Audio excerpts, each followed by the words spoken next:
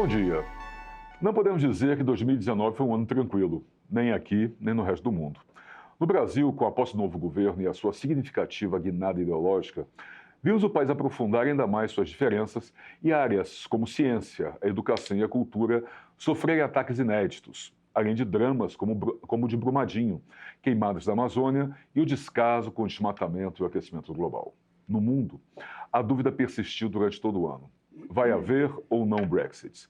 E a disputa dos Estados Unidos com a China, onde vai parar? Já resolveu? Parece que sim, mas não sabemos exatamente.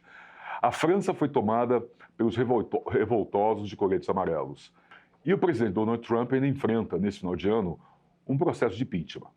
Já na América do Sul, uma sucessão de revoltas populares levou o Chile ao caos, obrigou o presidente boliviano Evo Morales a renunciar e a fugir do país e mergulhou a Colômbia em uma crescente onda de protestos. Isso sem se falar nas crises de Peru e Equador e nas eleições do Uruguai, que colocou a direita no poder, e na Argentina, que trouxe de volta o kirchnerismo. Isso, obviamente, sem se falar na interminável crise na Venezuela. Mas tivemos pelo menos uma grande notícia: o surgimento de Greta Thunberg, a líder adolescente contra as mudanças climáticas. Ela foi escolhida pela prestigiosa revista americana Time como personalidade do ano. Então, que avaliação podemos fazer de 2019? Qual o seu saldo? E o que podemos esperar para 2020 na esteira de tudo que aconteceu este ano?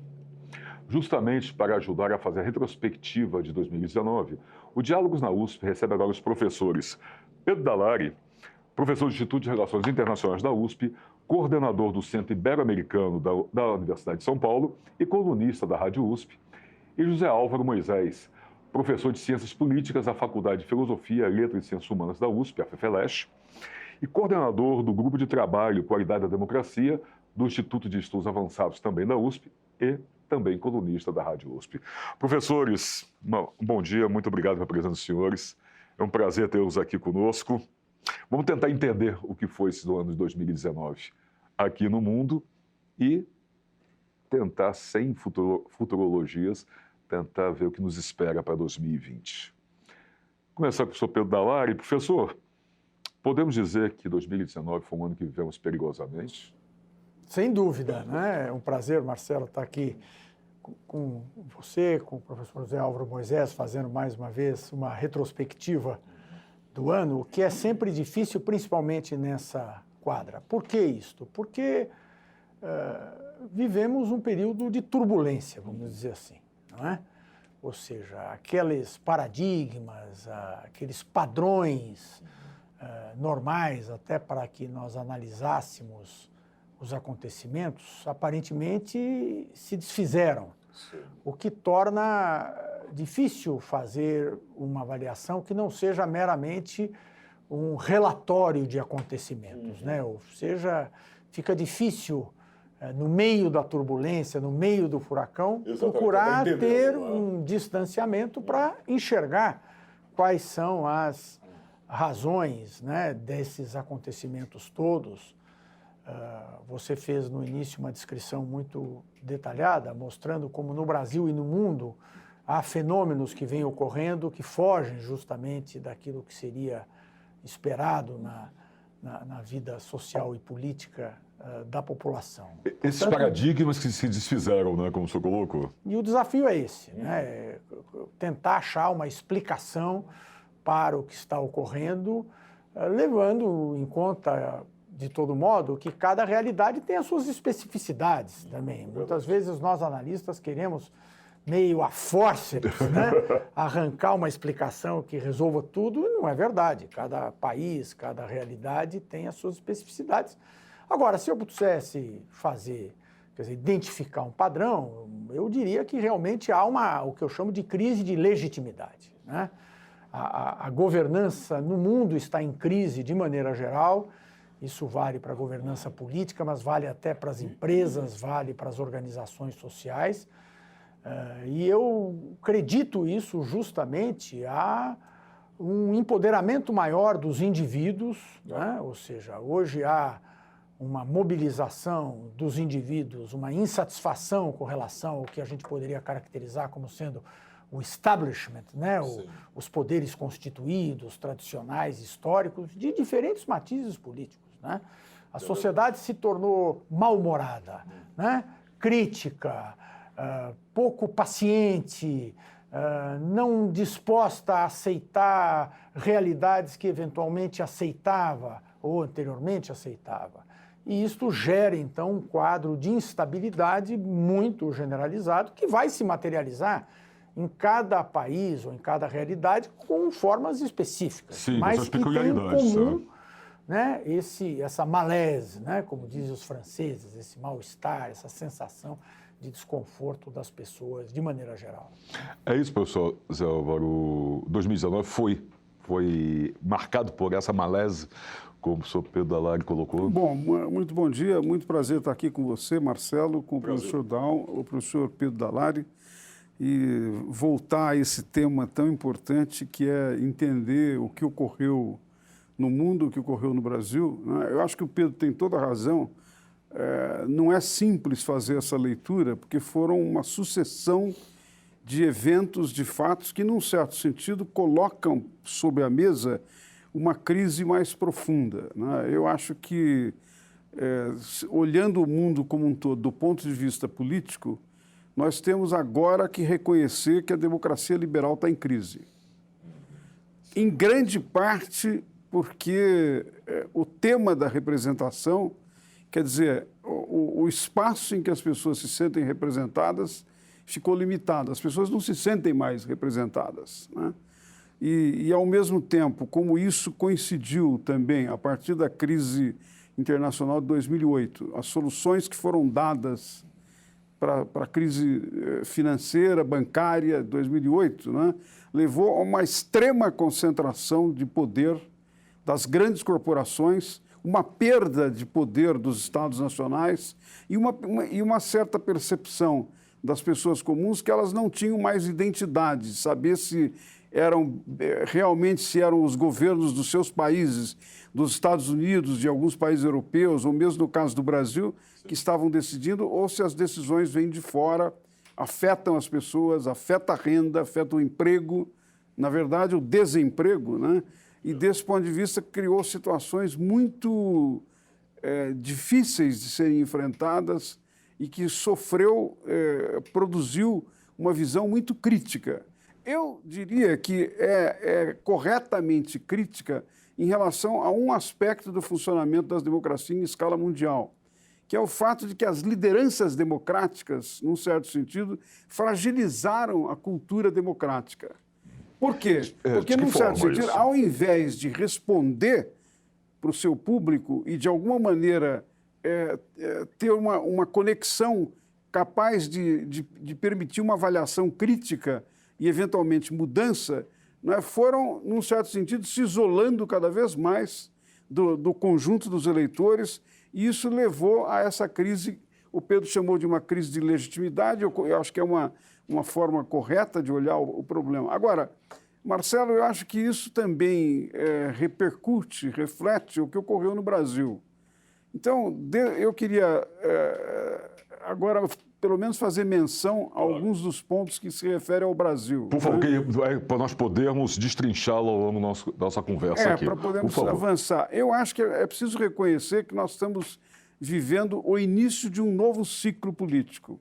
As eleições de 2018 marcaram, em primeiro lugar, o fim do ciclo político anterior, da nova República, em grande parte um ciclo marcado por políticas social-democratas, que foram levadas a efeito pelo PSDB e pelo PT, às vezes em conflito, às vezes em cooperação, às vezes recuperando perspectivas, mas, de alguma maneira, havia, depois da Constituição de 1988, nos principais governos que se estabeleceram, um olhar para o social. Isso se perdeu e, num certo sentido, a eleição de Bolsonaro, que ocorreu num vácuo, um vácuo deixado por essas lideranças, que não foram capazes de responder, nem as lideranças, nem os partidos, não foram capazes de responder à grande insatisfação, em alguns casos rejeição, em alguns casos indignação diante do mau funcionamento das políticas públicas e de algumas instituições importantes da democracia, particularmente os partidos políticos, mas também o Congresso Nacional. não é? Então, desse ponto de vista, os protestos de 2013, a emergência das manifestações que colocavam em questão, não é, o funcionamento do sistema político, não teve adequada resposta das lideranças tradicionais. Então, o que ocorreu?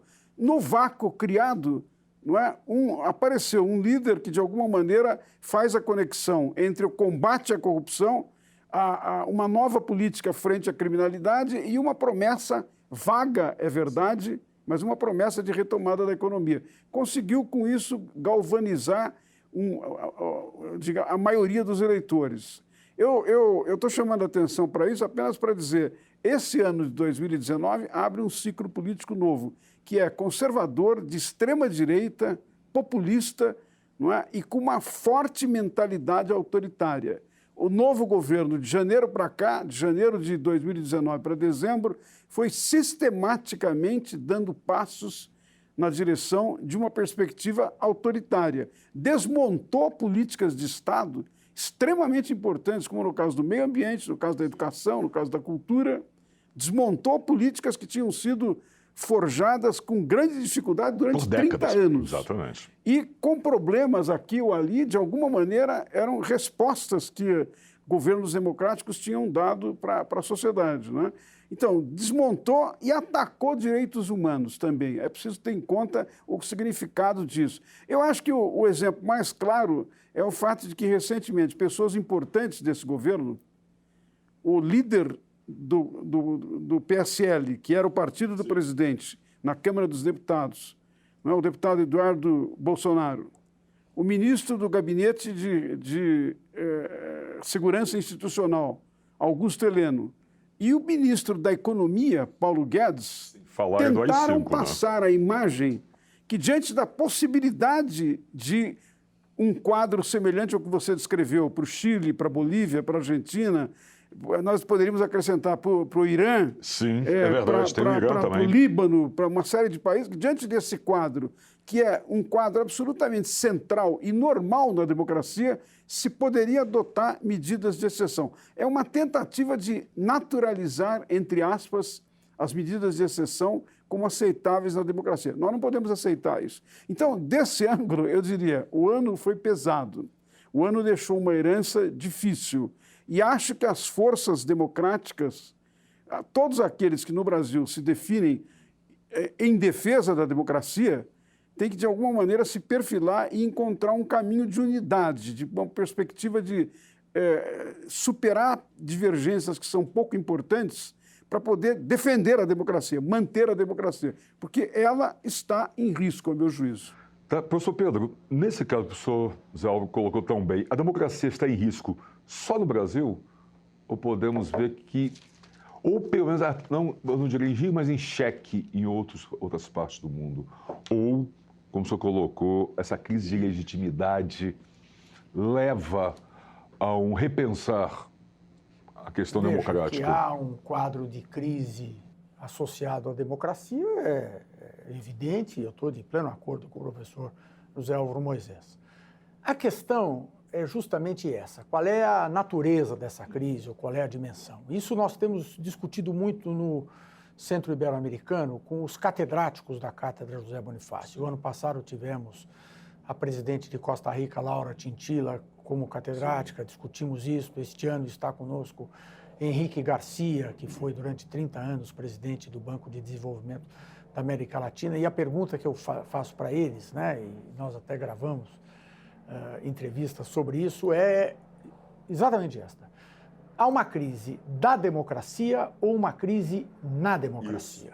Isso. Ou seja, a crise faria com que as pessoas, as sociedades, estivessem especulando com a possibilidade de trocar de regime e de abandonar a democracia, ou a crise é mais uma crise de insatisfação com a forma como a democracia vem sendo conduzida.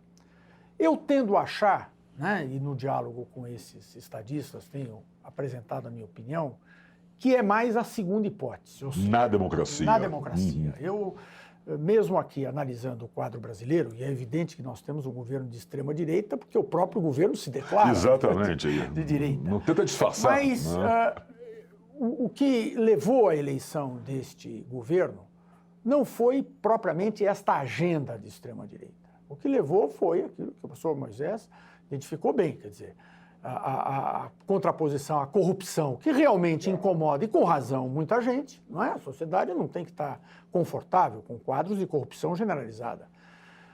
O desemprego, 13 milhões de desempregados, uma precariedade muito grande dos serviços públicos, principalmente na área de segurança, ou seja, passado, e eu de novo estou de acordo com o professor Moisés, passado esse grande ciclo social-democrata, que vai desde Sarney, a Constituinte, até o 2018, a sociedade se depara com um quadro muito insatisfatório e com lideranças que envelheceram e não souberam se reciclar. E aí vão... Se abre espaço, abre um vácuo aí, né? As pesquisas de opinião têm demonstrado, né, pelo menos até agora, né, o Datafolha tem feito várias nesse sentido, que mesmo a maioria da população que apoiou a candidatura Bolsonaro não está de acordo, em sua maioria, com esta agenda de extrema-direita dele e mantém-se fiel à democracia. Essa é a boa notícia, ou seja, nós estaríamos diante de uma crise na democracia de insatisfação. Agora, nós não podemos nos iludir. O fato de que há um governo de extrema-direita, ou que, né, no mundo, em vários lugares, se coloquem governos que têm muito desprezo pela democracia, faz com que haja uma força poderosa que começa a trabalhar e advogar no sentido de, aí sim, fazer carga contra a democracia.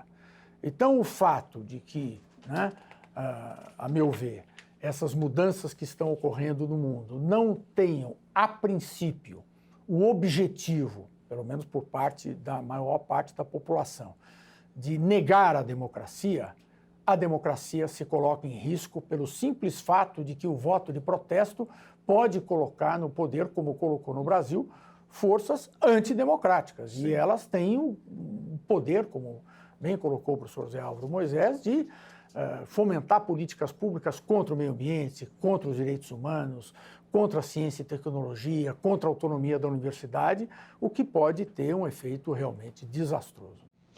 Esse combate a tudo que foi criado, professor Zé Álvaro, como o senhor colocou, ao longo de 30 anos, quer dizer, levamos 30 anos para estabelecer algo, um padrão, conhecimento, respeitabilidade interna e externa, e de repente, em 10 meses, 11 meses, podemos voltar tudo a perder. Isso se recupera? O baque do que foi feito no Brasil para a chamada opinião pública internacional, isso é recuperável? Nós temos como reverter isso? Ou é algo que vai levar mais 30 anos agora para recuperar? Olha, veja, Marcelo, eu acho que duas coisas, né? Primeiro, o baque mais forte é internacional. O Brasil tinha uma imagem de um país, ainda que de uma potência em emergência, mas um país moderado do ponto de vista do tratamento dos grandes acordos, dos grandes conflitos, etc. E, de alguma maneira, um país que estava cooperando, estava, num certo sentido, claro, com crises aqui ou ali, mas, num certo sentido, produzindo. Essa imagem foi quebrada. Não é? A imagem hoje é de que o Brasil é irresponsável, não só em relação ao meio ambiente, em relação a uma série de questões, a preservação, por exemplo, de grupos nativos importantes, como são os indígenas. Isso tem um efeito internacional fortíssimo, né? Então, eu acho que o baque maior foi nesta área. Agora, internamente, o que o governo, num certo sentido, vem trabalhando, vem estimulando, é manter a polarização como parte do jogo político. Interessa para ele manter isso. Num certo sentido, ele quer que a polarização seja a dinâmica do jogo. Não é? De qual jogo? Do jogo democrático, em que há exemplo de vários países do mundo, de governos populistas, usam as eleições, num primeiro momento, democraticamente, mas num segundo momento, usam as eleições para começar a questionar a democracia. O risco maior que eu vejo é por aí. Não é? É claro que se nós olharmos, digamos, as democracias mais consolidadas no quadro europeu e no quadro norte-americano, você poderia dizer a crise é na democracia. Mas na medida em que você tenha figuras como a liderança da Hungria, Polônia, Turquia, Rússia, Venezuela, uma quantidade de países que, num certo sentido, reverteram. Alguns analistas, alguns colegas meus da área da ciência política, Larry Diamond, por exemplo, que é um especialista, tem falado de uma recessão. Não é? E eu diria que, em parte, isso faz sentido se nós levarmos em conta os resultados de algumas outras pesquisas. Por exemplo, eu tenho coordenado com a professora Raquel Meneghello pesquisas no Brasil desde meados dos anos 80, de cultura política. Nós fizemos uma imediatamente após as eleições de 2018, após o segundo turno. Aparecem muitas coisas importantes, mas eu digo, duas coisas me chamaram muita atenção. A adesão à democracia como ideal caiu. Não caiu a ponto de você dizer que é uma tragédia, mas caiu, vem caindo. Né? E uma segunda coisa, há uma metodologia de pesquisa nessa área que você, embora possa fazer perguntas sobre democracia, o fato de você colocar na pergunta o nome democracia tem um efeito de indução social que tem que ser corrigido com outras perguntas. De que forma, professor? Que seriam, digamos assim, ao mesmo tempo que você diz, você prefere a democracia à ditadura, a maioria prefere, mas você tem que colocar outras perguntas que, de alguma maneira, significariam, em circunstâncias especiais, aceitar situações de exceção. Essas situações de exceção, a adesão vem crescendo. Então, por exemplo, nas minhas pesquisas, 2006, quando se pergunta, algumas pessoas acreditam que a democracia pode funcionar sem os partidos e sem o Congresso Nacional. Qual é a sua opinião? Em 2006, era 1/3 dos entrevistados dizendo isso. Em 2014, pulou para 45%. Em 2018, passou 50%, que diz, em algumas circunstâncias, o Congresso e os partidos já não são mais importantes. Então, pode-se abrir mão deles. Eu digo isso para sugerir o seguinte, Marcelo, em relação à sua pergunta. O panorama, o quadro no qual esse governo está navegando e explorando exatamente essas, digamos assim, esses elementos negativos, críticos em relação à cultura democrática, não é? Esse quadro, ele pode se apoiar num contingente muito grande de eleitores que estão insatisfeitos, que sentem que a democracia não entrega as suas promessas, principalmente as coisas que dizem respeito ao bem-estar. Renda, sim, inserção em programas de educação de qualidade, programas de saúde, etc. Então, ao não perceber isso, eventualmente se colocam numa posição em que poderiam aceitar, ainda não estamos nisso, mas poderiam aceitar soluções autoritárias. Né? Então, eu digo, eu acho que nós estamos diante de um cenário que vai exigir cada vez mais muito cuidado, não apenas na interpretação, a natureza do problema, mas também vai exigir a nossa capacidade de encontrar alternativas criativas, novas, capazes de falar aos corações e às mentes dessas pessoas que ficaram indignadas com o mau funcionamento da democracia. Eu não vejo no horizonte, com clareza, não vejo no horizonte, ainda que tenha emergido, que tenha surgido, eu não digo só lideranças, mas partidos, conjuntos. Tem uma série de movimentos na sociedade civil muito importantes, começando movimentos de renovação da política. Alguns até conseguiram eleger algumas pessoas para o Congresso Nacional que estão tendo um desempenho bastante elogiável, sim, porque é muito voltado para a solução dos problemas que afetam as pessoas. Mas eu acho que nós vamos precisar fazer isso numa escala maior, numa escala muito grande. O outro lado, o lado que eu identifico como de extrema-direita, com uma mentalidade autoritária e com método populista de dirigir, o outro lado tem a vantagem de que o movimento no qual eles estão engajados tem natureza internacional. Do ponto de vista internacional, tem muitas tendências agora, de alguma maneira, querendo amarrar essas pontas autoritárias em substituição à democracia. Então, é um momento difícil, é um momento perigoso. Né? É aquele furacão que o professor Pedro Dall'Agri comentou, quer dizer, a gente está no olho do furacão tentando entendê-lo. Né? Professor, mas isso que o professor Zé Álvaro colocou, queria trazer para o senhor, quer dizer, não é uma questão só de Brasil. O mundo parece que entrou em combustão, para a gente não falar que entrou em convulsão muitas vezes. A América do Sul deu uma guinada não, mas uma surtada, se a gente pode usar um termo assim. Quer dizer, vários países entraram a população entrou em conflito. Nós temos, como eu mencionei no começo do programa, Chile, Bolívia, Equador, Peru. Quer dizer, a Venezuela, infelizmente, nem se fala, a questão parece longe de se resolver. É em cima do que o professor Zé falou, quer dizer, essa adesão à democracia está se perdendo, está sendo perdida? Está se esperando uma outra coisa que não aparece, não sabe o que é? É um risco indiscutível, né? Evidente, na medida em que as instituições democráticas, elas deixam de dar respostas, elas passam a estar em risco, não é? E nesse sentido, é importante se ter em mente justamente a responsabilidade das lideranças políticas e sociais. E aqui eu incluo, inclusive, nós da universidade. Sem dúvida, né? Ou seja, sem dúvida. É um papel de importantíssimo. reconectar essas lideranças, se reconectarem com a sociedade, né? Para entender o que está acontecendo, porque mesmo que eu possa não gostar na política das opções que são feitas pela sociedade, eu preciso entender o que move essas opções, né? É o que falam os políticos experientes. O bom político nunca briga com o povo. Ele tem que entender o povo, até quando ele perde a eleição. Né? Claro. O maior risco é dizer que o povo está errado ou não sabe votar, né? Como já se disse no Brasil.